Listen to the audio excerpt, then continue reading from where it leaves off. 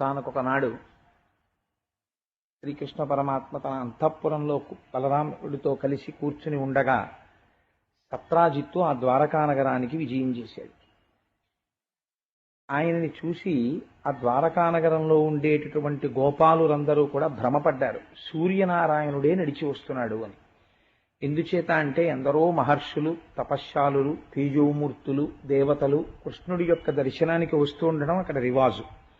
కాబట్టి సూర్యనారాయణుడే నడిచి వస్తున్నాడు అని వాళ్ళు అనుకున్నారు. శ్రీమాత్రి నమః. ఝాన్సీ ట్రెండింగ్ షార్ట్స్ ఛానల్కు స్వాగతం. మీరు గనక మన ఛానల్ని మొదటిసారి చూస్తున్నట్లయితే ప్లీజ్ సబ్స్క్రైబ్ చేసుకోండి. మరిన్ని డివోషనల్ స్టోరీస్ కోసం మన ఛానల్ని అందరికీ షేర్ చేయడం మర్చిపోవద్దు. ఈ వీడియో కనుక మీకు నచ్చినట్లయితే ప్లీజ్ ఒక లైక్ అయితే ఇవ్వండి అనుకుని పరుగు పరుగున వెళ్ళి కృష్ణ భగవానుడికి చెప్పారు, అయా ఇవాళ సూర్యుడే దిగి వచ్చాడు, భూమి మీద నడిచి వస్తున్నాడు. ఆయన్ని చూడ్డానికి మా రెండు కన్నులతో సరిపోవడం లేదు, అంతటి తేజోమూర్తి అయి ప్రకాశిస్తున్నాడు. ఆతపీ మండలీ మృత్యు పింగళ సర్వతాపన అని మహానుభావుడికి పేరు కదా ఆయనకి. అందుకని ఆ సూర్యనారాయణుడు వస్తున్నాడు అన్నారు. అంటే ఒక చిరునవ్వు నవ్వి కృష్ణ పరమాత్మ అన్నారు, ఆ వస్తున్నవాడు సూర్యనారాయణుడు కాదురా, నిజంగా సూర్యనారాయణుడే కిందకి దిగి వస్తే ఈ భూమండలం ఉంటుందా? సూర్యనారాయణుడంతటి ప్రత్యక్ష దైవం ఎక్కడా ఉండదండి. నిజంగా ఆయన మహాత్ముడు. నిజంగా మీరు అడిగినా అడగకపోయినా మాంసనేత్రముతో చూడడానికి వీలైనటువంటి ఈశ్వర స్వరూపం. నిజంగా భగవంతుని యొక్క తేజస్సు చూడాలి అంటే ఆ సూర్యనారాయణమూర్తి యందు చూడడంలో ఎంత ఆనందం ఉంటుందో.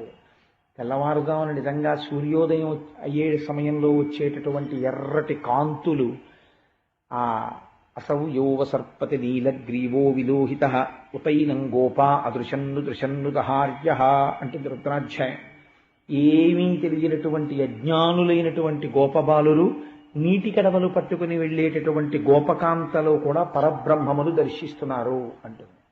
ఆయన అంతటి వాడై ఉదయకాలమునందు లోకమునంతటినీ కూడా చైతన్యమును ప్రోధి చేసి మేల్కొల్పేటటువంటి స్వరూపమై కృతఘ్న, ఎవరైతే కృతఘ్నుడై ఉంటాడో కృతఘ్నఘ్నాయ దేవాయ జ్యోతిషాం పతయే నమః అంటారు ఆదిత్య హృదయంలో. ఆ సూర్యోదయం అయ్యేటప్పటికి లేవడం అనేటటువంటిది ప్రధాన బాధ్యతగా చెప్తారు. అందుకని అటువంటి సూర్యనారాయణమూర్తిని దేని చేత గుర్తిస్తాం అంటే భాష, ఆయన యొక్క ప్రకాశము చేత. అంతటి ప్రకాశమును చూసి మీరు పొరపాటు పడ్డారు. సత్రాజిత్ అనేటటువంటి రాజు సూర్యనారాయణమూర్తిని చేసినటువంటి ఆరాధనకి ప్రసన్నుడైనటువంటి పరమాత్మ ఆయనకి శమంతకమణి అనబడేటటువంటి మణిని బహూకరించాడు. ఆ శమంతకమణిని ధరించి సత్రాజిత్తు నడిచి వస్తుంటే సూర్యనారాయణుడే అని భ్రమపడ్డారు. అంటే మీరు ఆ మణి ఎంతటి దివ్య తేజస్సుతో ఉంటుందో ఆలోచించారు. ఆ మణికి ఒక ప్రత్యేకత ఉన్నది. సాధారణంగా మణులు అంటే ఏదో అలంకారప్రాయమై, ఆయనకి శమంతకమణి అనబడేటటువంటి మణిని బహూకరించాడు. ఆ శమంతకమణిని ధరించి సత్రాజిత్తు నడిచి వస్తుంటే సూర్యనారాయణుడే అని భ్రమపడ్డారు. అంటే మీరు ఆ మణి ఎంతటి దివ్య తేజస్సుతో ఉంటుందో ఆలోచించారు. ఆ మణికి ఒక ప్రత్యేకత ఉన్నది. సాధారణంగా మణులు అంటే ఏదో అలంకారప్రాయమై మెడలో వేసుకోవడానికి పనికొస్తాయేమో. కొన్ని మణులు విషం విరగడానికి కూడా పనికొస్తాయి. కొన్ని మణులు చంద్రుని యొక్క కిరణములు పడితే మరింత ప్రకాశిస్తాయి, చంద్రకాంత శిలల వంటివి, అలాగే సూర్యకాంత శిలలు. కానీ ఆశ్చర్యకరమైన విషయం ఏమిటంటే ఈ శమంతకమణికి ఒక విచిత్రమైన లక్షణం ఉంది. ఏమా లక్షణం అంటే ఎక్కడ శమంతకమణి ఉంటుందో అక్కడ దుర్భిక్షము రాదు, అక్కడ రోగములు రావు, అక్కడ ఉన్నటువంటి వాళ్ళకి ఏ విధమైనటువంటి మానసికమైనటువంటి పీడలు పొందకుండా ఉండగలరు దుర్భిక్షాది కారణముల చేత. అందుకని రోగములు రావు. ఇన్ని లక్షణములతో పాటుగా శమంతకమణికి ఒక శక్తి ఉంది. అది ప్రతిరోజు తెల్లవారేటప్పటికీ 8 బారువుల బంగారాన్ని పెడుతుంది. కాబట్టి ఎవరింట్లోనైనా శమంతకమణి 10 రోజులు ఉందనుకోండి, వాళ్ళ ఇంట్లో 80 బారువుల బంగారం వస్తుంది. సూర్యనారాయణమూర్తి అటువంటి మణిని సత్రాజిత్తుకు బహూకరించాడు. ఇప్పుడు ఆయన అటువంటి మణి ఆయన దగ్గర ఉంది అంటే లోకానికి అంతటికీ చాలా ఆశ్చర్యకరమైన విషయం కదా. అది పెట్టుకుని ఎక్కడికి వస్తున్నాడు? ఇది మీరు శమంతకోపాఖ్యానంలో గమనించవలసినటువంటి విషయం.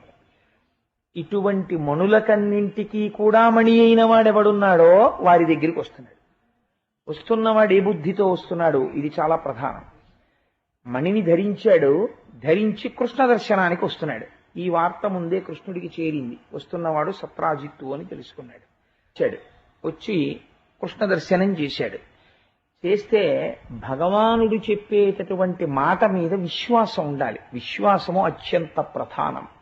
అందుకే మనకి ఏం చెప్తారంటే, ఏది ప్రమాణము, నేను సనాతన ధర్మమునందున్నాను అనడానికి ఏది ప్రమాణము అంటే, వేదమును నమ్మినవాడెవరో వాడు మాత్రమే సనాతన ధర్మమును నమ్మినవాడు. అందుకే మనకి వేదం విషయంలో ఒక మినహాయింపు ఉంది. వేదం నీకొచ్చా రాదా ఇబ్బంది లేదు. ఏమంటే నాకు వేదం రాదు, అసలు నాకు వేదంలో ఒక మంత్రం తెలియదు, స్వరంతో పలకలేను, మరి అయితే నేను ఇంకా అయోగ్యుడనేనా, నేను సనాతన ధర్మంలో లేనట్టే. పెద్దలు అన్నారు, నువ్వేం బెంగపెట్టుకోకు. సనాతన ధర్మమునకున్న గొప్పతనం ఏమి అంటే, నీవు వేదము చదువుకోక్కర్లేదు, కానీ వేదమును చదువుకుని సుస్వరంతో పలకగలిగినటువంటి వేద పండితుడు కనపడ్డప్పుడు నువ్వు సాష్టాంగం చేసి నమస్కరించు. ఆ వేదము యొక్క ప్రమాణమును అంగీకరించాలి. అందుకే ధ్వజస్తంభానికి నమస్కరిస్తే కానీ దేవాలయంలోకి వెళ్ళకూడదు. ధ్వజస్తంభమే వేద ప్రమాణము. వేద ప్రమాణమును ఈశ్వరా నేను అంగీకరించాను, అది అంగీకరిస్తే మీరు లోపలికెడతారు. ఏ స్వామి ముందు ధ్వజస్తంభం ఉంటుందో ఆయనకి మాత్రమే ఉత్సవం చెయ్యాలి. అన్య దేవతలకి ఉత్సవం చెయ్యడానికి వీల్లేదు ఆలయంలో. ఎందుకో తెలుసా అండి?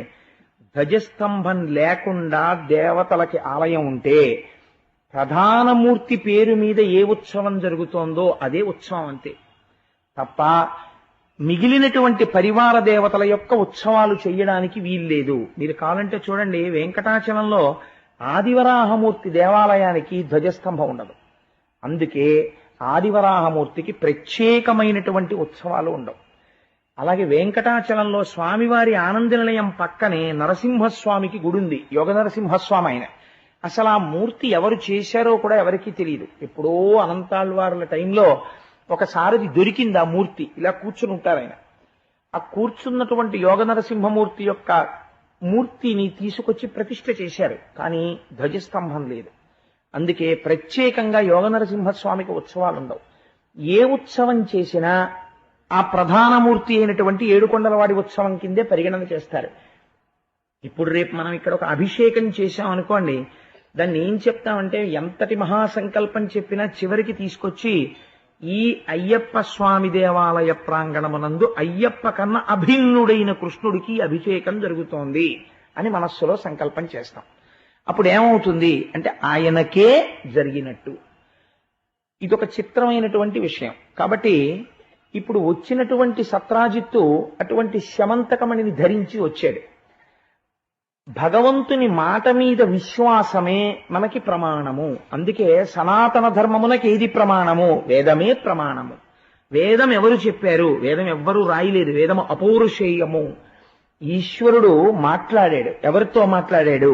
యోగ సమాధిలో ఉన్నటువంటి తపస్సమాధిలో ఉన్నటువంటి ఋషులకి చెవుల దగ్గర వినపడ్డాయి కొన్ని మాటలు, ఒక స్వరంతో వినపడ్డాయి.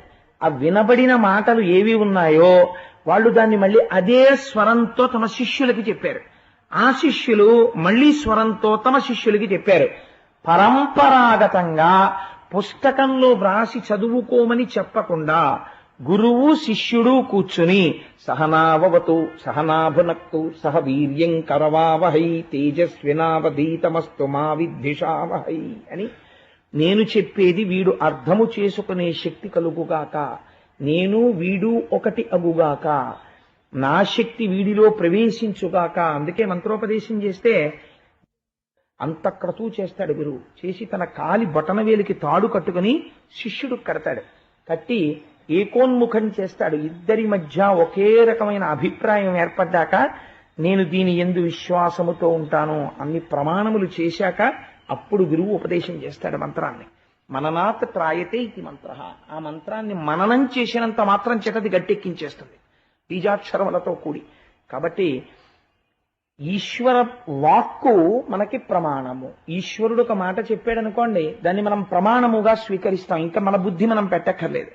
ఇంటికి పెద్దవాడు తండ్రి చెప్తాడు, రే అలా చెయ్యకు అంటాడు. ఎందుకు చేయకూడదు అని కొడుకు అడిగాడు అనుకోండి, లాగి లెంపకే కొడతాడు. అదేంటంటే అలా అడిగినందుకే కొట్టేస్తారంతే. నీకు చెప్పక్కర్లేదు అన్నీ, తండ్రి గారు చెప్పాడు చేయడమే అంతే. నీకు తెలుస్తుంది తర్వాత అలా ఎందుకు చెప్పారో. నీకు ప్రతి విషయం చెప్పిన విషయం ఎందుకు చెప్పబడినది అని ఏం చెప్పక్కర్లేదు. అందుకే వేదం చెప్తే రాజశాసనంలా చెప్తుంది. రాజశాసనంలా చెప్పినటువంటి వేదం అప్పటికి కొంచెం బాధగా ఉంటుంది. ఏమిటో ఇలా చెప్పింది, ఇది కుదురుతుందా, అలా ఎందుకు చెప్పాలి అని. అప్పుడు వంటింట్లోకి తీసుకెళ్ళి, నీ మొహం ఎక్సా, నీకేం తెలుసురా, నాన్నగారు చెప్పారంటే ఆయన అనుభవంతో చెప్పారు, ఆయన మాట విని ఎంతమంది బాగుపడ్డారో, ఆయన ఏం ఉత్తిని చెప్పరు, ఆయన చెప్పినట్టు చెయ్యి అని మళ్ళీ మిత్రవాక్యంలా అమ్మ చెప్తుంది లోపలికి తీసుకెళ్ళి. అది పురాణం. పురాణం మిత్రవాక్యం పలికినట్టు పలుకుతుంది. ఇంకా నీ చేయడమా వద్దా, ఇన్నేళ్ళు వచ్చినా ఇంకా మా నాన్నగారు నాకు చెప్పడం ఏమిటి అనుకుంటుంటే భార్య గదిలోకి తీసుకెళ్ళి, అబ్బబ్బా ఊరుకొందరు చిన్నప్పటి నుంచి పెంచి పెద్ద చేసి మీకోసం అహర్నిశలు తాపత్రయపడిపోతారే, పిచ్చైన మామయ్య గారు ఒక్క మాట అంటే అంత పొడి చేసుకుంటారేమిటి, ఇప్పుడేమిటి మీకు షష్ఠి పూర్తి అయిపోయినా కూడా మామయ్య గారు అలాగే చెప్పాలి. అలా చెప్పించుకునే తండ్రి ఉండడం ఎంత అదృష్టం అండి. మీరు వినాలి చక్కగాను, అది మీ భాగ్యం అనుకోవాలి. అంతేకాని మామయ్య గారు దెబ్బలాడారని బాధపడతారేమిటండి, ఎంత అదృష్టవంతులండి మీరు ఉంటుంది. ప్రియురాలు పలికినట్టు మాట్లాడుతుంది కావ్యం. ఇవన్నీ ఏవి మాట్లాడతాయి, తండ్రి మాటనే మాట్లాడతాయి. ఆ వేదాన్నే పురాణం మాట్లాడుతుంది, ఆ పురాణాన్నే కావ్యం మాట్లాడుతుంది. కాబట్టే పురాణవాక్యం వేదవాక్యానికి విరుద్ధంగా ఉండదు, కావ్యవాక్యం వేదవాక్యానికి విరుద్ధంగా ఉండదు. ఇవన్నీ ఎందులోకి ప్రవేశిస్తాయి, మళ్ళీ వెళ్ళి వేదంలోకి వెళ్ళిపోతాయి.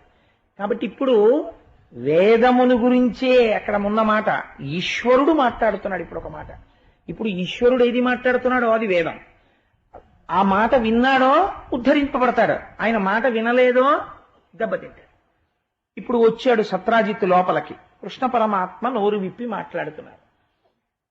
ఆయనకి లేక కాదు, ఆయన చేత కాక కాదు, కేవలం తన మాయాశక్తి చేత ఎక్కడో ఆ మధురలో ఉండేటటువంటి కొన్ని లక్షల మంది ప్రజల్ని సముద్రంలో ద్వారకానగర నిర్మాణం చేసి జరాసంధుడికి దొరకకుండా, ఒక్క ఆవు కూడా మరణించకుండా తీసుకొచ్చి ద్వారకానగరానికి చేర్చినటువంటి మహాపురుషుడికి సత్రాజిత్తు దగ్గర మణి అడిగితే తప్ప ఐశ్వర్యం ఉండదండి. ఆయన మాధవుడు, లక్ష్మీపతి, అనగా ఆదిలక్ష్మి అయిన రుక్మిణితోడా. ఆ లక్ష్మీదేవి ఆయన కోసం నడిచి వచ్చింది రుక్మిణిగా. ఆయన లక్ష్మీ భర్త. ఆయనకున్న ఐశ్వర్యంలో సత్రాజిత్తుకున్న ఐశ్వర్యం ఏ పాటి. కానీ ఈశ్వర వాక్యమునందు ఇంత దొరికేటప్పటికీ ఎలా ఉంటుందో చూడండి మనిషి ప్రవర్తన. అందుకే చెబితే మహానుభావుడు ఉపమానం చెప్పాలంటే రామకృష్ణ పరమహంసే చెప్పాలి. నేను తరచు చెప్తుంటాను ఈ విషయాన్ని. ఎవరో వెళ్ళిపోతుంటే జేబుకి కన్నం ఉన్నవాడు ఒకడు వెళ్ళిపోతున్నాడు. ఆ జేబుకున్నటువంటి కన్నంలోంచి ఓ రూపాయి కాసు కింద పడి దొల్లి అది ఓ కప్పు ఉన్న కన్నం దగ్గర పడింది. ఆ కప్పు ఆ కన్నంలోకి ఆ రూపాయి తీసుకుని అటు ఇటు చూసింది. అంతే, దానికి అహంకారం వచ్చేసింది. అటుగా రాజుగారు పట్టపటేనుగు మీద ఎక్కి వస్తున్నారు. ఈ చేత్తో రూపాయి ఎట్టుకుంది, రూపాయి ఉంది నా దగ్గర అని ఈ కాలు ఎత్తింది. బుద్ధి లేదు, నేనుంటే నా మీదగా నడిచొస్తాను, పో పక్కకంది. ఏనుగు వింటుందా, తొక్కేసింది. కప్ప చేతిలో రూపాయి పెడితే ఏనుగు మీద కాలెత్తిందన్నారు రామకృష్ణ పరమహంస. యుక్తాయుక్త విచక్షణ మరిచిపోతాడు మనిషి. ఎందుకు చెప్పాడు అన్న ఆలోచన ఉండదు. ఇంకా కన్ను కప్పేస్తుంది. ఎవరో ఉంటారు మహాత్ములు, ఐశ్వర్యవంతులై కూడా వినయంతో ఉండగలిగిన వారు కొద్దిమందే ఉంటారు. వాళ్ళకి ఈశ్వరానుగ్రహం సర్వకాలముల యందు ఉంటుంది. కాబట్టి ఆయన్ని చూసి అన్నాడు, ఈ మణి నువ్వు ఉగ్రసేనుడికి ఇచ్చేస్తే బాగుంటుందయ్యా అంటే, మహారాజు ఆ గోపబాలురందరికీ కూడా ఆయన రాజు. మహారాజు వారికి ఇస్తే కొన్ని ప్రయోజనాలు ఉంటాయి. ఒకటి, రాజ్యమునందు ఏ విధమైనటువంటి అరిష్టము ప్రబలదు. ఇది ప్రజలందరికీ ఉపయోగపడుతుంది. నీ ఒక్కడి దగ్గర ఉండడం వల్ల నీకు కొంత ఇబ్బంది కలిగిస్తుందేమో అన్న భావనతో ఈ శమంతకమణిని ప్రభువుకి బహూకరించు అని కృష్ణ పరమాత్మ అన్నారు.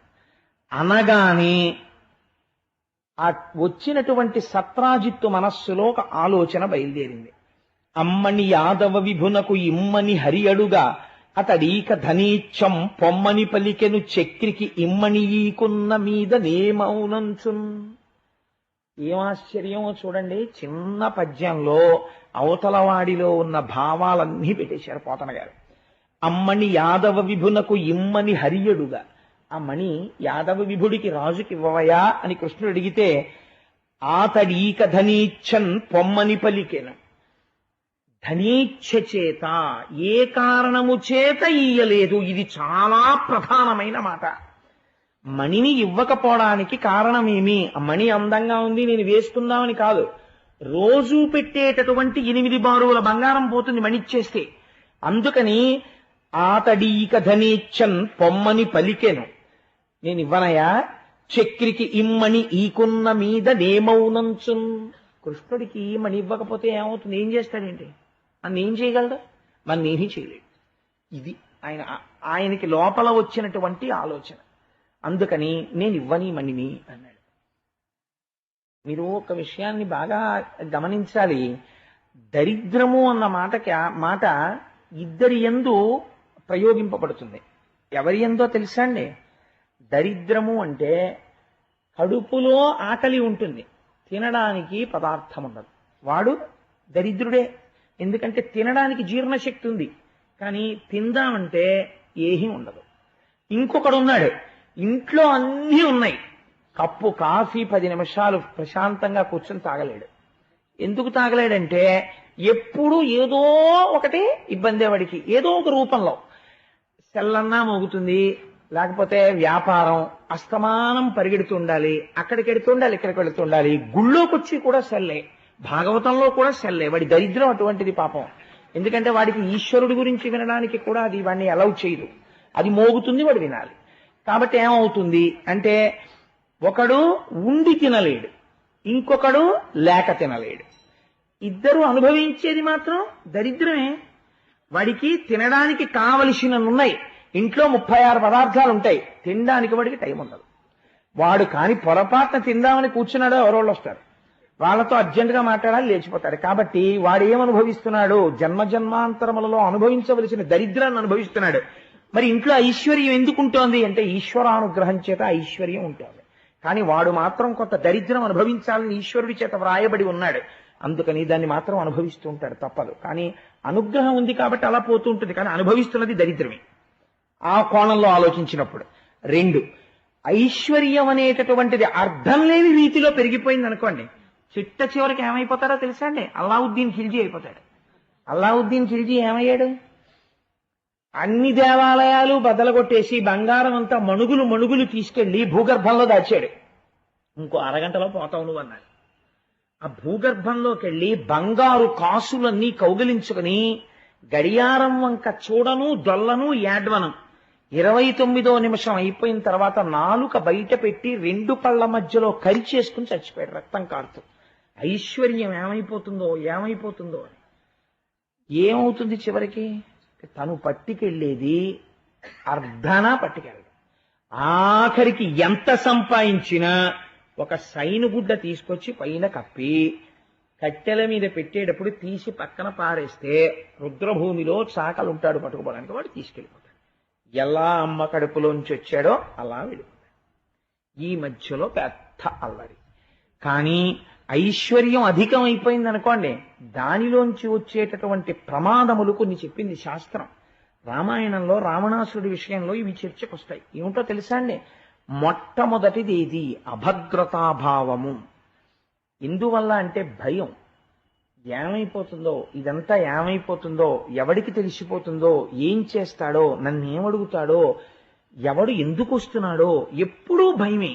1 అభద్రత, 2 నిష్కారణంగా వాడికి విపరీతం అయిపోయింది అనుకోండి ఐశ్వర్యం. అయిపోవడమే కాదు, తెల్లారైనప్పటికీ తెలిసిపోతుంది వాడి అకౌంట్ అందరికీ. వాడు తప్ప అకౌంట్ కూడా చెప్పలేడు. ఊరుకుందరో మీ 6 అయిపోయింది కదా 8 బారులు పెట్టేసి ఉంటుంది అంటాడు. లేదండి నా దగ్గర ఏమీ అనడానికి కూడా లేదు.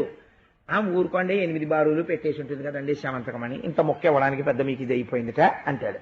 కాబట్టి ఏమైపోతుంది? లోక నిందకి గురైపోతాడు. రావణాసురుడు నిందపడ్డానికి అదో కారణం, అధిక ఐశ్వర్యం. ఇన్ని నువ్వు తట్టుకోలేవురా, రోజుకు 8 బారులు పెట్టేస్తోంది, అది నీకు ప్రమాదం తీసుకొస్తుంది. అంత ఐశ్వర్యంలో కొంత భాగం ఈశ్వరార్చన వైపుకి నడవలేదనుకోండి, ఇది బరువై పావై కూర్చుంటుంది ఇంట్లో. పగయగల్గనేమి పామున్న ఇంటిలో ఉన్నయట్లుగాక ఎట్టులుండు అంటాడు మహాభారతంలో నన్నయ్య గారు. పాము టీవీ చూస్తుంటే హాల్లో కనపడింది అనుకోండి, కాసేపటికి పాము బెడ్రూమ్ లో వెళ్ళిపోయింది అనుకోండి, అమ్మాయి గొడవ వదిలిపోయిందండి, ఇంకా మా ఇంట్లో ఇప్పుడు హాల్లో లేదు బెడ్రూమ్ లో పోయింది కదా పాముని. హాల్లో టీవీ చూస్తే మీరు కూర్చుంటారా? పాము ఉంది బెడ్రూమ్ లో. కాబట్టి ఇంట్లో ఏ గదిలో ఉన్నా భయమే పాము ఉన్నప్పుడు. ఐశ్వర్యం ఎక్కువైపోయింది అనుకోండి, ఇల్లంతా అభద్రతే. మెయిన్ గేట్ దగ్గర నుంచి ఎవడొచ్చినా ఆగది వేపే బెంగ. వీడికి తెలిసిపోలేదు కదా. అందుకని ఉదారుడై పరమేశ్వరుడు ఒక మాట అన్నాడు, వద్దురా అంత బరువు నువ్వు మోసుకోలేవు, నీకు కనపడని ఐశ్వర్యం ఒకటి ఇస్తాడు ఇప్పుడు ఈశ్వరుడు. ఏమిటది? ఈశ్వరానుగ్రహం నీ ఎందుకు ప్రసరిస్తుంది. ఈశ్వరానుగ్రహం ప్రసరిస్తే నీకు బ్యాంకులో ఉంటే ఏటీఎం కార్డు కొడితే 15,000 కన్నా ఇవ్వదు, ₹1,00,00,000 ఉన్నా కూడా. ఈశ్వరానుగ్రహం ఉందనుకోండి, ఒక భక్తుడు తాను కోరుకుని ఒక విషయాన్ని బయటికి వస్తే ఈశ్వరానుగ్రహం కలిగిందా ఎక్కడున్నా సరే పొందుతాడు. ఈశ్వరుడు నొసటన అలా పొందుతాడు. వాడికి ఉన్నటువంటి భక్తి అటువంటిది. వెంటపడి ఉంటాడు పరమేశ్వరుడు. వాడికి అలా రాసిస్తాడంటే ఎన్ని కథలు ఉన్నాయండి. నేనేం అబద్ధాలు చెప్పట్లేదు. మీరు నాకు ఆయన పేరు జ్ఞాపకం లేదు కానీ ఒక ఆయన అయితే కటిక దరిద్రుడు. మగపిల్లి వారి దగ్గరికి వెళ్ళి అడిగాడు, అలా మాకేం వద్దులేవా బాబు, నీ పిల్లని చాలన్నారు వాళ్ళు. అలా కాదండి, మీకు అలా అంటే నేను ఒప్పుకొని, మీకు ఏమేం కావాలో లిస్ట్ చెప్పండి నేను రాసుకుంటానన్నాడు. వాళ్ళకి ఒళ్ళు మండి 4 డబల్ కాట్లు, 8 పరుపులు, 5 బీరువాలు, 6 ఫ్రిడ్జ్లు అన్నీ చెప్పారు. అన్నీ రాసేసుకుని ఇవి ఎప్పటికి పంపించమంటారని అడిగాడు. ఈయన పెట్టుకున్నది ఓ గోచి. ఎప్పటికి పంపించమంటారని అడిగాడు. అడిగితే వాళ్ళు చూసి అన్నారు, అసలు వీడి సంగతి ఏమిటో చూద్దామని. పెళ్లికి ఓ రోజు ముందు ఇవన్నీ వచ్చాక మేము ఇంట్లో పెట్టేసుకుని మేము బయలుదేరి వస్తామన్నారు. అలాగే నేను ఇంటికి వచ్చి వాళ్ళ ఆవిడ ఏం వద్దు అంటారు, ఏమిటది? అందుకని నేను వాళ్ళని అడిగి రాయించుకొచ్చాను లిస్ట్, ఇదిగో అని చూపించాడు. పిల్లల్ని నీ మొహం ఎచ్చా, వాళ్ళు వద్దంటే వచ్చేకి ఎందుకురా ఈ లిస్ట్ అంతా నువ్వు ఇస్తావా అని అడిగాను. ఇస్తాను అన్నాడు. ఎక్కడి నుంచి ఇస్తావని అడిగాను. ఎక్కడి నుంచి ఇస్తాయంటే, ఐశ్వర్యాలకి ఆలవాలమైన వాడు కృష్ణుడు నా స్వామి, నాదేం పూచి ఆయన ఇవ్వడేంటి, ఆయన్ని నమ్ముకున్నవాడిని ఆయనే ఇచ్చుకుంటాడు, ఇది పట్టుకెళ్ళి కృష్ణుడు కాళ్ళ దగ్గర పెడతానన్నాడు. ఓరి నీ మొహం ఎచ్చా దీనికి రాయించుకొచ్చావా అందావిడ. పట్టుకెళ్ళి కృష్ణుడి కాళ్ళ దగ్గర పెట్టి రోజు ఇంటికి వస్తుండేవాడు. దగ్గరికి వచ్చేస్తోంది, వాళ్ళు కనిపెడుతున్నారు, వెళ్ళాడా రాజమండ్రి విజయవాడ వెళ్ళాడా, ఏమన్నా తెప్పిస్తున్నాడా, ఏమీ లేదు. ఆ పెళ్లికి వాళ్ళు పంపించాల్సినటువంటి రోజు రానే వచ్చింది. భార్య అడిగింది, ఏమయ్యా ఏది పంపిస్తానన్నావు కదా, కృష్ణుడు పంపిస్తానన్నాడు. నేనేం చెప్పాను, పంపిస్తాడని చెప్పానా లేదా? పంపుతాడు, ఇవాళ కదా వెళ్ళాలి, వెళ్తాయి, ఎందుకంత కంగారు పడతావు అని గుళ్ళోకి పోయి హాయిగా పరవశించి స్తోత్రం చేసుకుంటున్నాడు. మగపిల్లి వారింటికి బళ్ళు వెళ్ళిపోయి వాళ్ళు ఏమడిగారో దానికన్నా ఒక్కొక్క వస్తువు ఎక్కువ ఇంట్లో దింపేశారు. వాళ్ళు ముక్కున వేలేసుకున్నారు. యథార్థంగా జరిగింది ఒక మహాభక్తుడి విషయంలో. చూసిందండి, చెప్పండి, మీరు సంపాదించిన ఐశ్వర్యం మిమ్మల్ని కాపాడుతుందా, ఈశ్వరానుగ్రహం మిమ్మల్ని కాపాడుతుందా? కోట్లు మీ పక్క నుండి ఈశ్వరానుగ్రహం ఒక్క పిసరిలా పక్కకి జరిగిందనుకోండి, సముద్రం ముంచెత్తినట్టు ముంచెత్తేస్తుంది అంతేవండి ఉపద్రవం. ఈశ్వరానుగ్రహం ఇంత పిసరిలా కలిసిందనుకోండి, ఎంతటి ప్రమాదమో కూడా వాడిని ఏమీ చేయదు తప్పుకుంటే. ఈశ్వరానుగ్రహం అన్నది అంత ప్రధానం. ఇన్ని పాలు దాని దగ్గర కూర్చుని మంత్రాల మీద మంత్రాలు చదివి, స్తోత్రాల మీద స్తోత్రాలు చదివి, తోడుకో అంటే తోడుకుంటుందా? ఇంత చెంచాతో పెరుగు అందులో వేస్తే చాలు, మీరేమీ చదవక్కర్లా, పడుకుంటే తోడుకుంటుంది. అలా భగవంతుని యొక్క అనుగ్రహము ఒక్క పిసర కలిసిందా, మీ పురుష ప్రయత్నము సిద్ధిస్తుంది. కచ్చిత్ పురుషకారంచ దైవంచ ప్రతిపద్యతే అంటుంది సీతమ్మ. అందుకే సుందరకాండలో పురుష ప్రయత్నం ఒక్కటి సరిపోదు, దానికి దైవానుగ్రహము కూడాలి. రెండు కూడితే ఆనాడు మీరు అనుకున్నటువంటిది సిద్ధిస్తుంది. కాబట్టి ఇప్పుడు కృష్ణ పరమాత్మ అందుకు అడిగారు శమంతకమని ఇచ్చేయమని. ఆయన అన్నాడు, నేను ఇవ్వను అన్నాడు. ఆయన ఏం బెంగపెట్టుకోలేదు. నేను చెప్పాను, వినలేదు, నువ్వే తెలుసుకుంటావు పర్యవసానం. చాలా సంతోషం, మీరు ఎందుకు వచ్చారు? ఏదో మిమ్మల్ని చూద్దామని వచ్చాం, కాబట్టి పెద్ద మణి కూడా వేసుకొస్తే, ఓహో కృష్ణుడు అంతటి వాడు చూసి నాకు మణి ఉంది. ఇప్పుడు ఆయనకి చెప్పుకోవడానికి అవకాశం దొరికింది. ఈ మణి చూసి కృష్ణుడు అంతటి వాడు అడిగాడు నాకు ఇమ్మని. ఎందుకు అడిగాడు మర్చిపోయాడు. కృష్ణుడు అడిగాడన్నది ప్రచారం చేసుకోవడం మొదలుపెట్టాడు. ఇంటికి వెళ్ళిపోయాడు. ఇంటికి వెళ్ళిపోయి ఆ శమంతకమణిని బ్రాహ్మణుల చేత పూజా మందిరంలో ప్రవేశపెట్టి రోజు దానికి పూజ చేస్తున్నాడు. అది పెట్టేయడం మొదలుపెట్టింది. రోజు 8 బారుల బంగారం తెస్తున్నాడు. ఆ బంగారపు ఇటకలన్నీ తీసుకొస్తున్నాడు, దాస్తున్నాడు. గదులు కట్టాడు, గుడౌన్లు కట్టాడు. బంగారపు ఇటకలతో నిండిపోతున్నాయి రోజు రోజుకి. ఒక రోజున ఒక చిత్రమైనటువంటి కోరిక పుట్టింది వాళ్ళ తమ్ముడికి. ఆయన పేరు ప్రసేనుడు.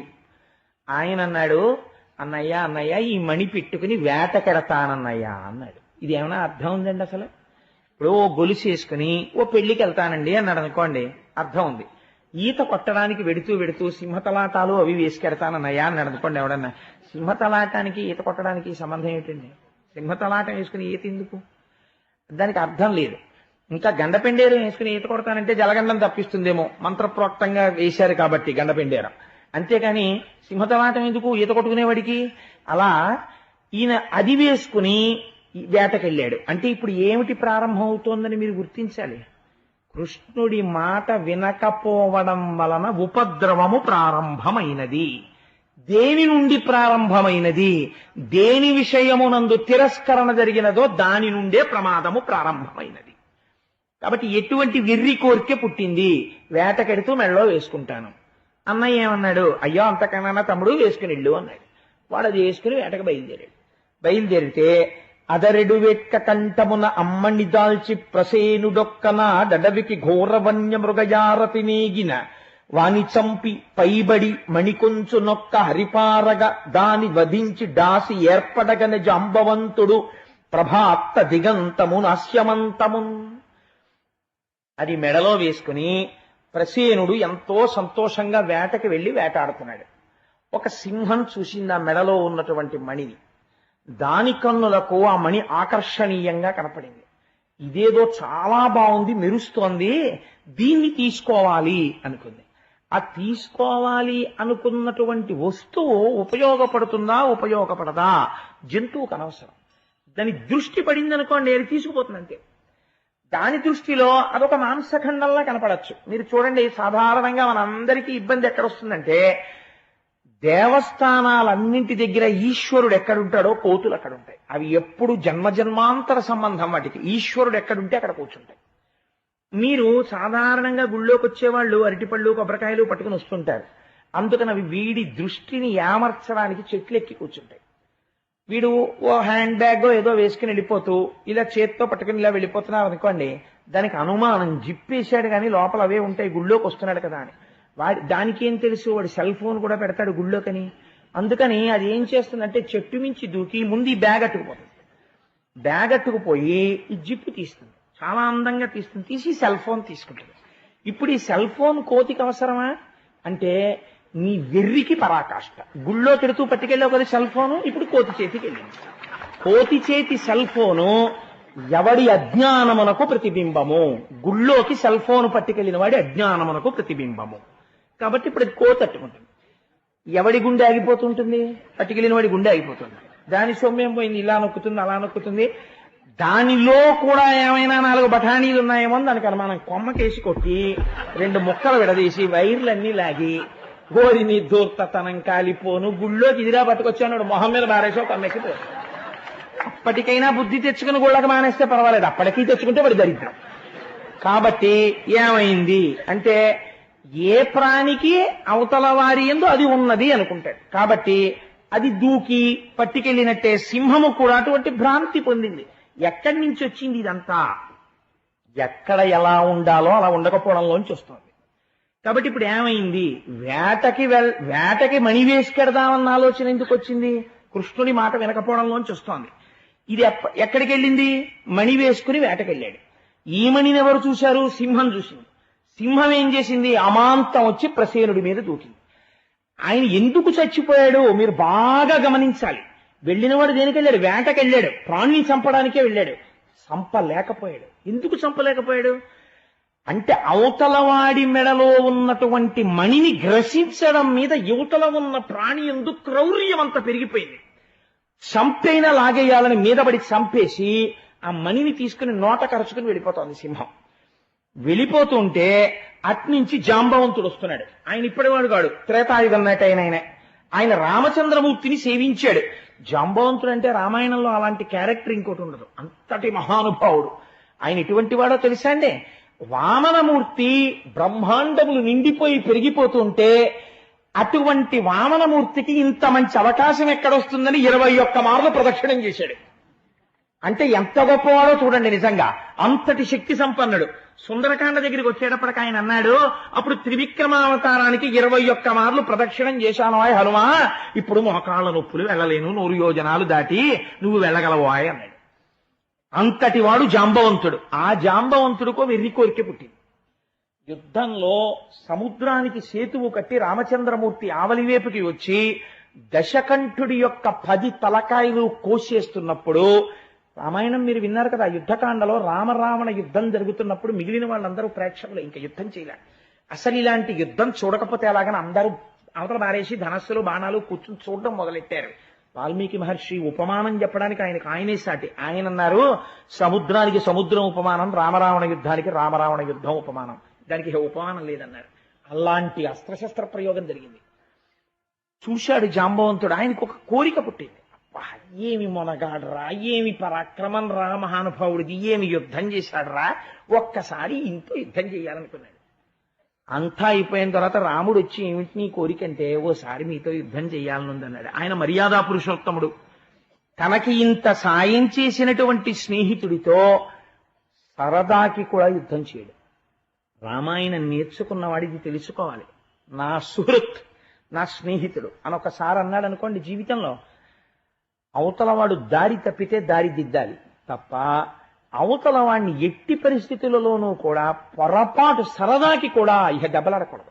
సరి స్నేహితుడు నువ్వు అంగీకరిస్తే విడిచిపెట్టేస్తే కొంతకాలం నీతో దూరంగా ఉండడం వల్ల ఆయన మార్గం మళ్ళీ తెలుసుకుని నిన్ను చేరుతాడు తప్ప, సరదాకి కూడా ఆయనతో దెబ్బలాడను ఇవాళ అని అనరాదు. నువ్వు అంత నిగ్రహంతో ఉండాలి. మర్యాదా పురుషోత్తముడైన రాముడు నేర్పాడు. కాబట్టి జాంబవంతుడు అన్నాడు, నువ్వు అడిగినా ఈ జన్మలో నీకు ఆ కోరిక తీరదు. నేను ఈ అవతారంలో ఉండగా నీకు ఆ కోరిక తీరదు. వచ్చే అవతారంలో నేను శ్రీకృష్ణుడిగా వస్తాను, అప్పుడు నీకు ఇటువంటి కోరిక తీరుతుంది అన్నాడు. ఆ రాముడు కృష్ణుడు అన్నవి 2 పదార్థముల. అంటే నాకు ఇక్కడ ఒక విషయం చెప్పాలనిపిస్తుంది. మనకి కృష్ణకర్ణామృతం అని చెప్పి లీలాశుకుల వారు రచన చేశారు. ఆయన ఒక ఎంత చమత్కారమైనటువంటి శ్లోకాన్ని రచించారంటే, ఆయన అన్నారు, విహాయకో దండ శరౌ ముహూర్తం గృహానపాణౌ మణిచారు వేణుం మయూరబర్హంచ నిజోత్తమాంగే సీతాపతే త్వాం ప్రణమామి పశ్చాత్ అన్నారు. ఏ మహానుభావుడైతే చేతిలో కోదండం పట్టుకుని వెనకాతల అక్షయబాణ తూణీరాలు కట్టుకుని ఆ తర్వాత నెమలి పింఛం పెట్టుకుని చేతిలో వేణువు పట్టుకుని ఎన్నో యుద్ధాలు చేశాడు కృష్ణ పరమాత్మ. అప్పుడప్పుడు వేణువు పట్టుకుంటూ పట్టు పీతాంబరం కట్టుకుని ఉంటాడో అలాంటి కృష్ణ భగవానుణ్ణి నేను సీతాపతి అయిన రాముడిగా నమస్కరిస్తున్నాను.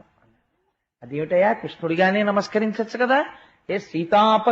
సీతాపతే త్వాం ప్రణమామి పశ్చాత్ వర్ణన కృష్ణుడిది, నమస్కారం సీతాపతి అయిన రాముడికి. అదేమిటయా, అదేం నమస్కారం అయ్యా నువ్వు అంటే, ఆయన అన్నారు, నవస్తు భేద ప్రతిపత్తిరస్తి మే తథాపి భక్తి తరుణీందు శేఖరే. వస్తువు యొక్క స్వభావము రీత్యా 2 లేవు, ఉన్నదొక్కటే. కానీ ఇవాళ నా మనస్సు మాత్రం రాముడిగా నమస్కరించాలనిపించింది. ఎంత గొప్ప ప్రతిపాదనండి. నేను శివుడిగా పరబ్రహ్మాన్ని ఆరాధించడాన్ని నా ఇంట్లో ఇతపూర్వము జన్మించినటువంటి పెద్దలు అనుసరించినటువంటి మార్గమునందున్నవాడను అని అనుకోండి. ఉదాహరణకి చెప్తాను. కాబట్టి నా ఇంటి సింహాసనమునందు పార్వతీ పరమేశ్వరులు ఆరాధన స్వీకరిస్తారు ప్రతిరోజు. ఒక ఉదాహరణకు అనుకోండి మీరు, నాకు ఒక శనివారం నాడు వెంకటేశ్వరుడి సుప్రభాతం చేసి వెంకటేశ్వర సుప్రభాతానంతరము విష్ణు సహస్రనామ స్తోత్రంతో స్వామిని అర్చన చెయ్యాలి అని నాకు అనిపించింది. అప్పుడు వెంటనే నేను పూజకు కూర్చుని నా మనస్సు చంపేసుకుని, నేను ఏమో అదేంటి శైవుల్లో పుట్టాను, నేనేమో పార్వతీ పరమేశ్వరులకి మా నాన్నగారు పూజ చేశారు, తాతగారు పూజ చేశారు, నేనేమో ఇవాళ విష్ణు సహస్రనామ స్తోత్రం చదివితే, ఆరి దూర్తుడా నీకు విష్ణు సహస్రం కావలసి వచ్చిందిరా, నీకు రోజు ఓం నిధనపతయే నమః ఓం నిధనపతాంతికాయ నమః అనేవాడివి, శనివారం వచ్చేటప్పటికి నీకేమో వెంకటేశ్వర స్వామి కావలసి వచ్చాడా, ఉండు నీ పని చెప్తానంటాడేమో పరమేశ్వరుడని చదవలేక విష్ణు సహస్రనామం అయ్యో ఏమనుకుంటాడో అని ఆ శివాష్టోత్తరమే చదువుకుని, ఈనోడు తినేస్తున్నాడు నన్ను ఎదురుకుంటాను, చదువుకోనివాడు, ఎక్కడికి వెడదామన్నా ఇంట్లో ఆ శివుడు ఫోటో లేను, ఎక్కడ చదువుదామన్నా ఏమనుకుంటాడో భయమేను అని నువ్వు అంతే ఏం బెంగ పెట్టుకోక్కర్లేదు. నువ్వు సంధ్యావందనం చేసేటప్పుడు మాతృదేవోభవ పితృదేవోభవ ఆచార్య దేవోభవ అని అన్నీ అయిపోయిన తర్వాత ఆఖరణ చిట్ట చివర ఒక మంత్రం చెప్పేస్తారు. అదేంటే ఆ వచ్చినటువంటి గాయత్రిని పంపించేసి, అమ్మా నువ్వు బయలుదేరుతున్నావమ్మా, నా నమస్కారములను స్వీకరించి అని ఎవరు కులదేవతయో వారికి నమస్కరిస్తారు. సింహాసనంలో ఉన్న వారికి నమస్కరించి ఒక మాట చెప్తాం, ఈశ్వర ఇవాళ మిమ్మల్ని నేను లక్ష్మీనారాయణులుగా అర్చన చేస్తున్నాను. మీరెవరు పార్వతీ పరమేశ్వరులు, నాకు పార్వతీ పరమేశ్వరులు ఇవాళ లక్ష్మీనారాయణులుగా నా పూజ స్వీకరిస్తున్నారు. ఏమి తేడా వచ్చిందండి? ప్రమాదం ఏం లేదు. మీరు ఇలా అనగానే తెల్లగా ఉన్నటువంటి శంకరుడు నల్ల మబ్బులా వెంకటేశ్వరుడిలా కనపడతాడు. కొంచెం నలుపుగా ఉండేటటువంటి పార్వతీదేవి ఎర్రగా లక్ష్మీదేవిలా కటాక్షిస్తారు. వాళ్లే ఇలా కనపడుతున్నారు. అబ్బో అసలు టక్కన అలా కనపడతారు. ఏం ఆశ్చర్యం! ఇలా అలా రెండు ఒక్క దాంట్లో కనపడుతున్నాయి. ఏం అదృష్టం అనుకుని మీరు చదువుతుంటే శభాష్ ఇలా చూడగలిగాం అని ఈశ్వరుడు సంతోషించిన నాడు నిజంగా మీకు దేవతారాధన అలవాటు అయినట్టు. మీరు అన్నీ అందులో చూడగలగాలి. అంతేకాని ఆయన వేరండి, ఈయన వేరండి, ఆయన గురించి చెప్తే ఈయన దెబ్బలాడతాడండి, ఆయన గురించి చెప్పకండి నాలుకలు కోసేస్తాం అన్నది ఈశ్వరతత్వం ఎందుకు అవుతుందండి? నీకున్న భేదభావాలు ఈశ్వరుడికి కూడా పెట్టడం అవుతుంది.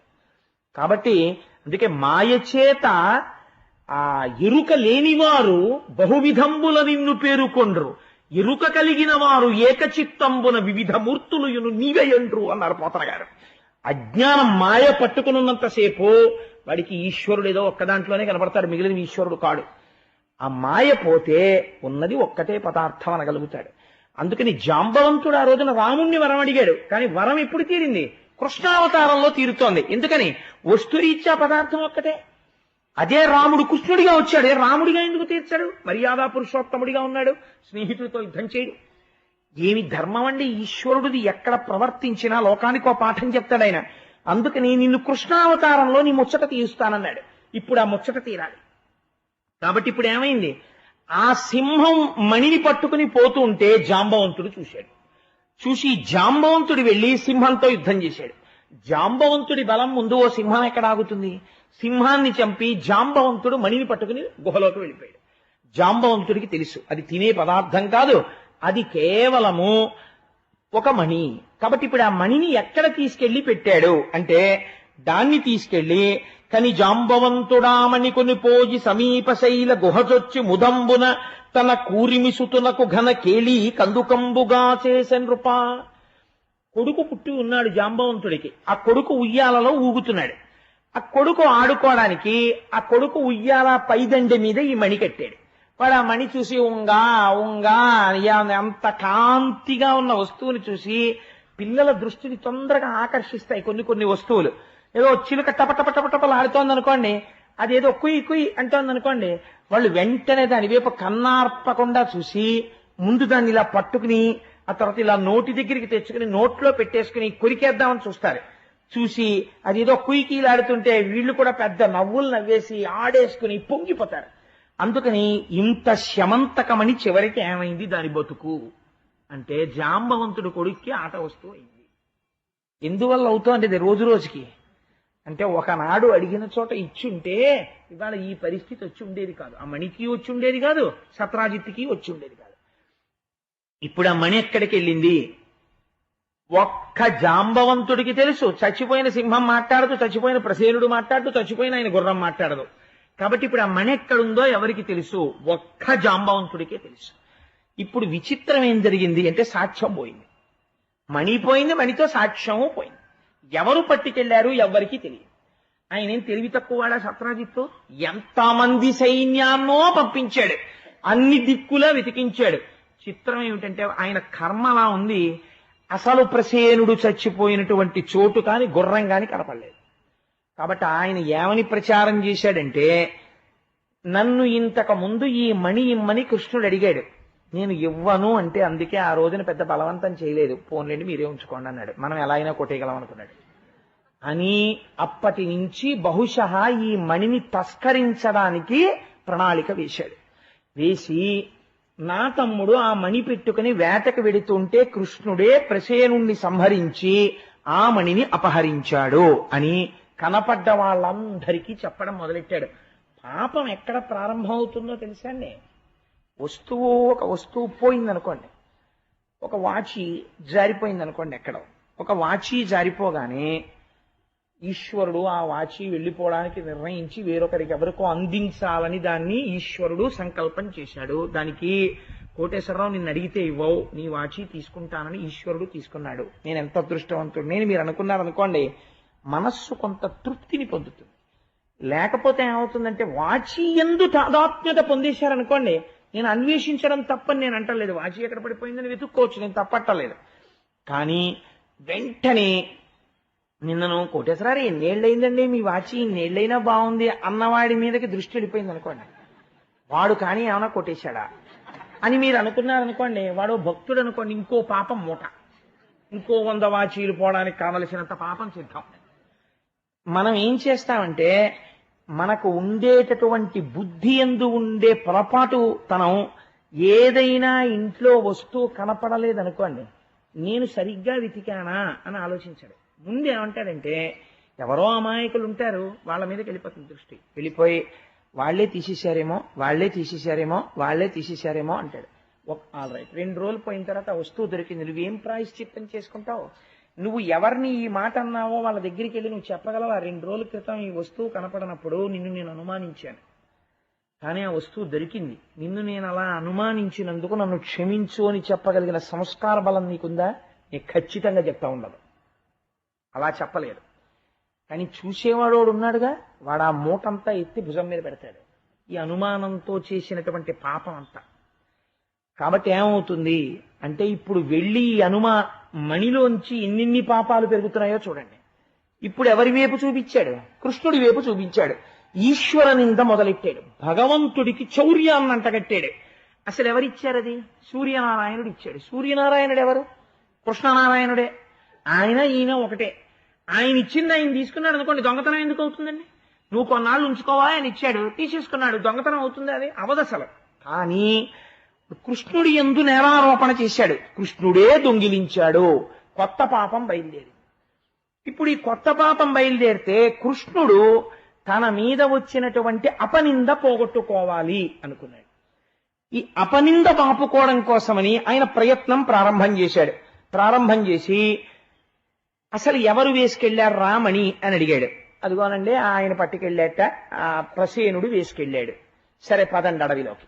తన బంధుమిత్రాదులందరినీ తీసుకుని బయలుదేరాడు. ఎందుకంటే ముందు వాళ్ళు నమ్మాలి, అందుకని బంధుమిత్రులందరితో కలిసి బయలుదేరాడు. ఇదో దురలవాటు ఉంటుంది ప్రపంచంలో. ఇన్నాళ్లు మనతో ఉన్నవాళ్లే చిన్న అనుమానం వచ్చిందనుకోండి, అలా చేయడు నా స్నేహితుడు అండం. ఆ కోటేశ్వరరావు గారు అర్జెంటుగా కావలసి వచ్చి 100 రూపాయల కాగితం చిల్లర మార్చుకోవడానికి ఒక కనపడని వెళ్ళకూడని చోటుకు వెళ్ళి 100 రూపాయల చిల్లర తీసుకున్నాడు అనుకోండి, అనుకోకుండా. ఆ సమయంలో ఒకడు చూశాడనుకోండి, కోటేశ్వరారిని ఎక్కడ చూసినా తెలుసా అండి అని అనేకూడదు. యుక్తాయుక్త విచక్షణ ఉండాలి. ఏ పరిస్థితులలో అక్కడ నించోవలసి వచ్చిందో అది చూడకుండా నేరారోపణ చేసేయడమే. అందుకని మిత్రుడి మీద మాట అన్నారనుకోండి, నేను నిక్కచ్చిగా చెప్తున్నాను నా మిత్రుడు ఆ పని చేయడో అని నువ్వు అనగలగాలి. అది మిత్రత్వం అంటే. అనడు, ఎందుకున్నాడో నేను కనుక్కొస్తానుండండి అని అనగలగాలి మీరు స్వతంత్రంగా. అది ధైర్యం. పూరికంటే స్నేహితుడంటే అది. రేపు కుచేలోపాఖ్యానంలో చూద్దరు కానీ స్నేహితుడంటే అలా ఉంటాడు కృష్ణ భగవానుడు. కాబట్టి ఇప్పుడు ఈ బంధుమిత్రులందరికీ అనుమానం తీరాలి, అన్వేషణ మొదలు పెట్టాడు. చూడండి ఏ స్థితికి వచ్చిందో ఈశ్వరుడి స్థితి. ఎందుకని? ఒకరిని అడిగినటువంటి పాపానికి. లోకం పోకడ ఎలా ఉంటుందో చూపిస్తున్నారు, మోహబుద్ధి ధనమునందు ఎలా ఉంటుందో చూపిస్తున్నారు. అందుకని వెళ్ళాడు. వెళ్ళి వెతుకుతున్నాడు. అక్కడ ప్రసేనుడి యొక్క గుర్రము ఆయన కళేబరము కనపడ్డాయి, మణి లేదు.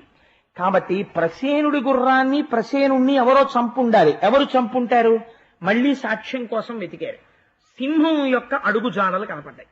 అయితే సింహం చంపింది. ఈ సింహం ఎటు వెళ్ళింది? సింహం అడుగు జాడలు వెళ్ళిన వైపుకి వెళ్ళారు. ఇప్పుడు సింహం అడుగు జాడల దగ్గర ఒక భల్లూకము యొక్క అడుగు జాడలు కనబడ్డాయి. అంటే ఈ సింహాన్ని ఒక భల్లూకం చంపింది. ఈ భల్లూకం ఎటు వెళ్ళింది? ఆ భల్లూకం ఉన్న వైపుకి వెళ్ళారు. వెళితే అది ఒక పర్వత గుహలోకి వెళ్ళిపోయి అడుగు జాడలు. ఇప్పుడు ఆ భల్లూకం ఎక్కడుంది? పర్వత గుహలో ఉంది. ఎవరా భల్లూకం? సింహాన్ని చంపిన భల్లూకం. కాబట్టి ఎవరు పడితే వాళ్ళు లోపలికి వెడతారు ఏంటండి? మీరు వెళ్ళండి అంటారు. కొంచెం బలంగా ఉండేవాడిని ఏమంటారంటే, మీరు వెళ్ళండి మేస్టారు, మేము బయట ఉంటాం, ఇక్కడే ఉంటాం, ఎక్కడికి వెళ్ళిపోండి, మేము ఇక్కడ ఉంటాం, మీరు వెళ్ళి పని చేసుకొచ్చేయండి, మనం కలిసి వెళ్ళిపోదాం, మేము ఎక్కడికి వెళ్ళాం మీరు వచ్చేవరకు అంటారు. మీరు చాలా మందిని అక్కడే మీరు ఎంత స్నేహం చెయ్యొచ్చో తెలుసుకోండి. ఏం పర్వాలేదో నేనున్నాను, కష్టం వచ్చినప్పుడు కాకపోతే ఎందుకో, friend in need is a friend in deed, నేనున్నానన్నవాడు బంధువు. అంతేకాని వాడు కష్టంలో ఉన్నప్పుడు వీడికి సంతోషం సంకలు కొట్టుకుని ఇంట్లో చెప్పుకుంటాడు. వాడు ఇవాళ వృద్ధిలోకి వస్తే వాడికి ఏడుపు, తలుచుకుని ఏడుస్తుంటాడు. వాడు బంధువు ఏమిటంటే రాబంధువు వాడు. వాడు అందుకే పనికొస్తాడంతే, ఇంకొక దానికి పనికిరాడు, దేహబంధువుగా వాడు. కాబట్టి అలాంటి బంధుత్వాలు ఎలా ఉంటాయో చూపిస్తున్నారు ఆ ఆఖ్యానంలో. వీళ్ళందరూ గుహ బయట ఉంటా ఉన్నారు. మీరు వెళ్ళి చూసిరండి అన్నారు. చూసిరండి అంటే ఏంటి? మీ మీద ఆపద, ఎవరిది పని? మీది. మీ మీద వచ్చింది నింద, మా మీద వచ్చింది ఏమిటి? మేము ఎత్తుకుపోయామన్నారా? మీరు ఎత్తుకుపోయారన్నారు. ఇక్కడ వరకు అంటే ఏదో వచ్చాం మీతో పాటు, కాస్త కాఫీయో టిఫినో తింటూ దొరికితే తింటాం. ఇంకా ఈ భల్లూకం ఇందులోకి వెళ్ళిందని తెలిసింది. గుహ ఇది, గబుక్కుని కొట్టేస్తే అది ఏమోలో కూర్చుని చీకట్లోనూ. నింద మీది కాబట్టి అయ్యా మీరు వెళ్ళండి అని నోరు విప్పి చెప్పరు, అదో గమ్మత్తు. మీరు వెళ్ళండి మేము బయట ఉంటాం అంటారు. అంటే ఏడు దాని ఉద్దేశం, ఎవడి మీద నింద ఉందో వాడు వెళ్ళాలని. అందుకు సిద్ధపడ్డాడు. ఒక్క మణిలోంచి లోకంలో ఎన్ని రకాలైనటువంటి శీల ప్రవృత్తి కలిగిన వాళ్ళు ఉంటారో స్వామివారు ఫిల్టర్ చేస్తున్నారు లోకానికి. ఇన్ని పాఠాలు చూపించేస్తున్నాడో చూడండి. ఇప్పుడు ఈయన లోపలికి వెళ్ళాడు. ఉయ్యాల మీద మణి వేలాడుతోంది, ఎవ్వరూ లేరు గుహలో. కాబట్టి పని అయిపోయింది, వచ్చింది, మణి తీసుకుపోవచ్చు. వెళ్ళి ఆ మణిని తీసుకున్నాడు. అక్కడ ఒక దాది ఉంది, ఆ దాది చూసింది. మణిని పట్టుకెళ్ళిపోతున్నారు ఎవరో అని పెద్ద కేకలేసింది. కేకలు వేసేటప్పటికి లోపల పడుకున్నటువంటి జాంబవంతుడు బయటికి వచ్చాడు. మణిని పట్టుకుపోతున్నాడు అన్నదే చెవిన వినపడింది తప్ప ఆకార స్వరూపముల చేత తన స్వామి అని గుర్తించలేక కలియబడ్డాడు. కలియబడితే లోపల కొన్ని రోజుల పాటు భయంకరమైన యుద్ధం జరుగుతోంది. వీళ్ళు ఏమన్నారు? మేము ఉంటాం మీరు వెళ్ళండి అన్న వాళ్ళు ఉన్నారు కదా. వీళ్ళు ఏమన్నారంటే, లోపల ఒక అనుమానం ఒకటి మొదలవుతుంది. ఏమిటో తెలుసా అండి? లోపలికి వెళ్ళిన వాడు ఇన్నాళ్ళైనా రాలేదు, వాడు రావట్లేదు, అది వస్తే మనము ఉండం కదా. అందుకని ఎందుకు వచ్చింది? వాడు వెళ్ళి ఇంకా రాలేదని చెప్పేస్తే గొడవ వదిలిపోతుంది. వస్తే వస్తాడు, బయటకు వచ్చిన వాడు రాడేంటి ఊళ్ళోకి అని నచ్చ చెప్తారు. లోకం యొక్క తీరు ఎంత గమ్మత్తుగా ఉంటుందో చూడండి. కాబట్టి ఏం చేశారు? అందరూ కలిసి ఊళ్ళోకి వెళ్ళిపోయారు ద్వారక. వీళ్ళందరి కోసం ఆయన మధుర నుంచి ద్వారక తీసుకొచ్చాడు, ఒక్కళ్ళకి దెబ్బ తగలకుండా. ఆయన వచ్చే వరకు ఒక్కడు బయట కాపున్నాడు. ఇది విచిత్రం. కాబట్టి ఏం చేశారు అంటే, వీళ్ళందరూ వెళ్ళిపోయారు ద్వారక. వెళ్ళిపోయి ఏం చేశారు అంటే, వెళ్ళి అంతఃపురంలో ఉన్న వాళ్ళకి చెప్పారు, లోపలికి వెళ్ళాడండి, చాలా రోజులైంది బయటికి రాలేదు. కాబట్టి ఏమనుకుంటారు ఉన్నవాళ్ళు? వెంటనే ఒక ఆలోచనకు వచ్చేస్తారు, కృష్ణుడు శరీరమును వదిలిపెట్టాడు అని. ఇంకా ఒక చిన్న ఆశ, కృష్ణుడు బ్రతికున్నాడేమో. ఇది మీరు బాగా పట్టవలసినటువంటి రహస్యం ఒకటి ఉంది ఇక్కడ. ఇప్పుడు కృష్ణుడు ఏ స్థితిలో ఉన్నాడని ఆయన ఆత్మీయులు నమ్ముతున్నారు, ఆయనకి చెందిన జనం నమ్ముతున్నారు, నిజమైన వాళ్ళు, రుక్మిణి మొదలైన వాళ్ళు. ఆయన ప్రమాదమునందున్నాడు అని నమ్ముతున్నారు. ఇప్పుడు ఈ ప్రమాదము నుంచి ఎవరు ఉద్ధరిస్తారు? ఇప్పుడు రుక్మిణీదేవి అంతఃపుర జనం కలిసి ఎవరిని స్తోత్రం చేశారో తెలుసా అండి? దుర్గాదేవిని స్తోత్రం చేశారు.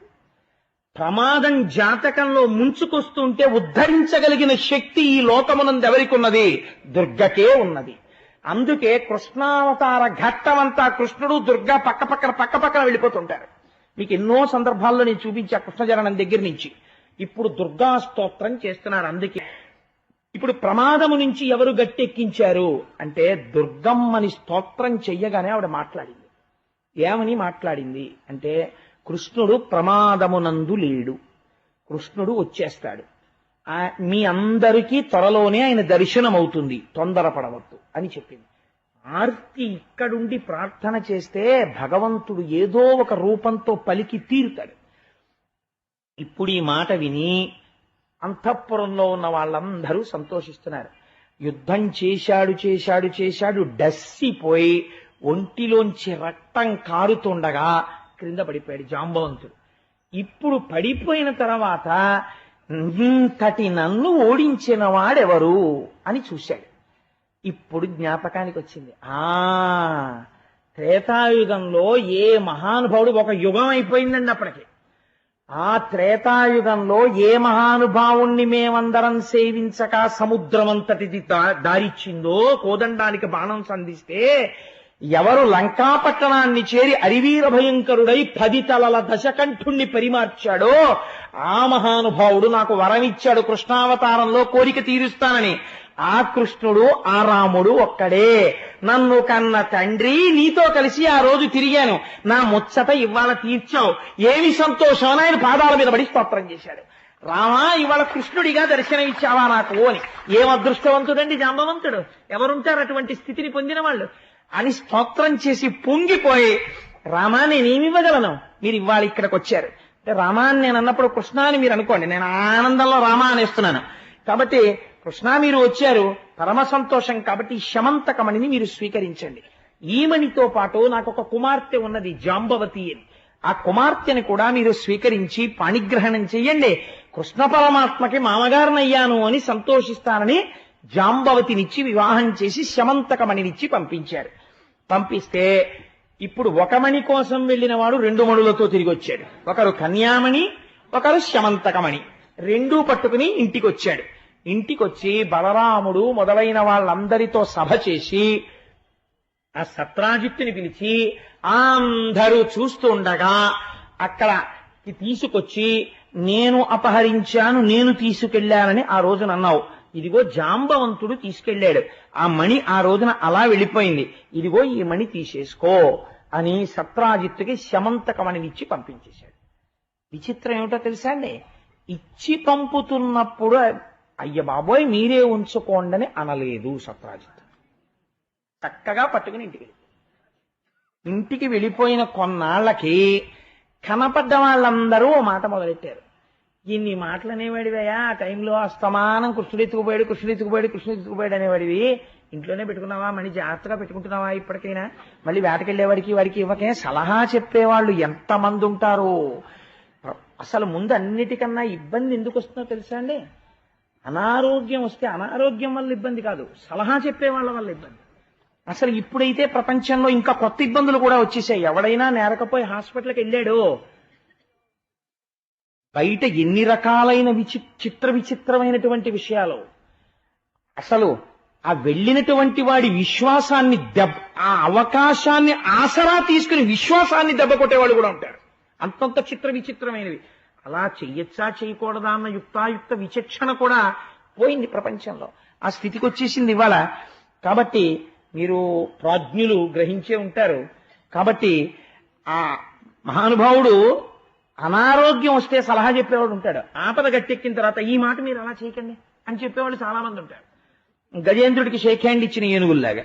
కాబట్టి వీళ్ళందరూ ఏం చేశారు అంటే గబగబా వచ్చి సలహాలు మొదలెట్టారు. ఈ మాట వేటకి వెళ్ళినప్పుడు మీ తమ్ముడని వాడని వీడని మనులేయకండి, ఎంత పాపం మూట కట్టుకున్నారో, మహానుభావుడు పుట్టినప్పటి నుంచి పూతన్ని చంపాడు, శకటాసురుని చంపాడు, ఆయన కర్మ మీ మణి ఆయనకి ఎందుకు వచ్చిందండి అని ఇంతమంది చెప్పగా ఒక పశ్చాత్తాపం బయలుదేరింది సత్రాజిత్తుకి.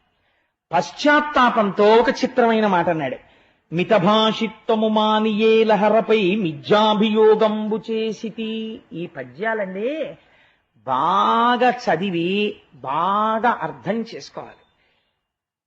మితభాషిత్వము మాని, తొందరబడి మాట్లాడేశాను ఇంట్లో వస్తూ కనపడకపోగానే. ఆనాడు ఎందుకు నిగ్రహించుకోలేకపోయాను ఆ మణి దొరికే వరకు. మితభాషిత్వము మాని ఏల హరిపై మిథ్యాభియోగంబు చేసితి. కృష్ణుడు ఎత్తుకుపోయాడు అని అనవసరంగా అన్నానే, పాపం ఆయన మీద నేరం పెట్టానే. పాపాత్ముడా, అర్ధలోభుడను, దుశ్చిత్తుండా, మత్తుండా, దుర్మతి, ఈ దేహము కాల్చనే. ఏ స్థితికి వచ్చాడో చూడండి. ఏ మణిని ఇవ్వనన్నాడో ఆయన ఏమంటున్నాడంటే, నా అంత అర్ధలోభుడు ఎక్కడుంటాడు, అంత కష్టపడి మణి తెచ్చి నాకు ఇచ్చేశాడు, కృష్ణ మీరు ఉంచండి అని నేను అనలేకపోయాను. మళ్లీ అర్ధలోభంతో దీన్ని తెచ్చాను. నేను దుర్మతిని, ఎందుకు ఏం చేసుకుంటాను ఇవన్నీ. ఆఖరికి బంగారం అంతా ఆ ప్రసేనుడు వెళ్ళిపోయినాడు, ఏం చేస్తుంది ఈ బంగారం నన్ను, ఎందుకు ఈ దేహం, ఎందుకు ఈ తాపత్రయం, కాల్చని, దీన్ని కాల్చడానికి ఆ పనికొచ్చేది. దురితమీ మార్గంబున బాయు, ఈ చేసినటువంటి పాప చింతన దేనివల్ల పోతుంది. అందుకే చంద్రశేఖర పరమాచార్య స్వామి తరచు చెప్పేవారు, మనిషికి మాట గొప్పది, దుర్వినియోగం చెయ్యకండి అంటుండేవారు. కాబట్టి దురితమే మార్గంబునన్ బాయు ఏ గతి కంసారి ప్రసన్నుడై మనుచునన్ కారుణ్య భావంబునన్. ఆ కంసుణ్ణి సంహరించినటువంటి కృష్ణ పరమాత్మ నా యందు ఏ కారణం చేత మళ్ళీ కారుణ్య బుద్ధిని పొందుతాడు, నన్ను ఎలా ఆదరిస్తాడు అని ఆలోచించి ఒక విషయం జ్ఞాపకానికి వచ్చింది. జాంబవంతుడు ఏం చేశాడో అదే నేను చేస్తే పోలా అనుకున్నాడు. ఇంట్లో పెళ్లిడికి వచ్చిన పెళ్లి ఉంది సత్యభామ. సత్యభామ మీద అప్పటికి చాలా మంది కళ్ళున్నాయి. అందులో ప్రధానమైన కన్నున్నవాడు శతధన్వుడు. ఎందుకని? సత్యభామ రాజనీతజ్ఞురాలు, యుద్ధనీతజ్ఞురాలు. ఆవిడికి ఎన్నో విద్యలు తెలుసు. అన్నిటినీ మించి గొప్ప సౌందర్యాతిశయము కలిగినటువంటి స్త్రీ. కాబట్టి సత్యభామ అంటే గబుక్కుని మనకి తెలుసున్న కొన్ని విషయాలను దృష్టిలో పెట్టుకుని మీరు ఆవిడ మీద ఒక నిర్ణయానికి వచ్చేయండి. ఆవిడ మహాతల్లి, రేపు విందురుగాని ఆవిడ నరకాసుర వధకెడుతుంది. ఆవిడ ధనస్సు పట్టుకుంటే పోతన గారు పద్యాలు రాశారు. నిజంగా ఏమి పద్యాలు రాయి, పద్యాలా తేనె మూటలా అనిపిస్తుంది. అలా చేస్తుంది నరకాసురుడితో యుద్ధం. రేపు చూద్దురుగా నా పట్టు చీర బిగించి ఆ ధనస్సు పట్టుకుని యుద్ధం చేస్తుంటే సత్యభామ ఎలా ఉంటుందో. కాబట్టి ఆ తల్లి నా కుమార్తె అయినటువంటి సత్యభామని, నా దగ్గరున్న శమంతకమణిని రెండింటినీ కాళ్ళు కడిగి కృష్ణ పరమాత్మకి ఇచ్చేస్తాను. నేను చేసినటువంటి దోషాలు అక్కడతో పోతాయి. అమ్మయ్య అనుకున్నాడు. ఈ అనుకోవడంలో కూడా ఓ గమ్మత్తుంది తెలుసా అండి. సత్రాజిత్తుకు ఒక్కతే కూతురు సత్యభామ, కొడుకులు లేరు. కాబట్టి శమంతకమణి ఎవరికి వెళ్ళాలి? తర్వాత అల్లుడి గారికే వెళ్ళాలి. ముందు నేనే ఇచ్చేసుకుంటే గొడవ వదిలిపోతుంది, ఆ పాపము పోతుంది, అల్లుడికి వెళ్ళిపోతుంది. కాబట్టి కృష్ణుణ్ణే అల్లుడిని చేసేసుకుని పాపము పోగొట్టుకోవచ్చు, శమంతకమణిని ఇచ్చేసేయచ్చు. ఇప్పుడు శమంతకమణి నుంచి వచ్చే బంగారం, శమంతకమణి నా కూతురే అనుభవిస్తుంటుంది కదా, నా అల్లుడు నా మనవలే అనుభవిస్తారు కదా. అర్ధలోభుడను అంటున్నాడు కానీ లోపల ఎక్కడో ఇంకా చిన్న ప్రణాళిక మాత్రం ఉంది. ప్రణాళిక పోకుండా లేదు. నేను